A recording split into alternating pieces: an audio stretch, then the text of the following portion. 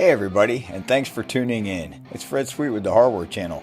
Today we're going to be taking a look at 3 Marshall JMP 50 watt amplifiers from the 1970s.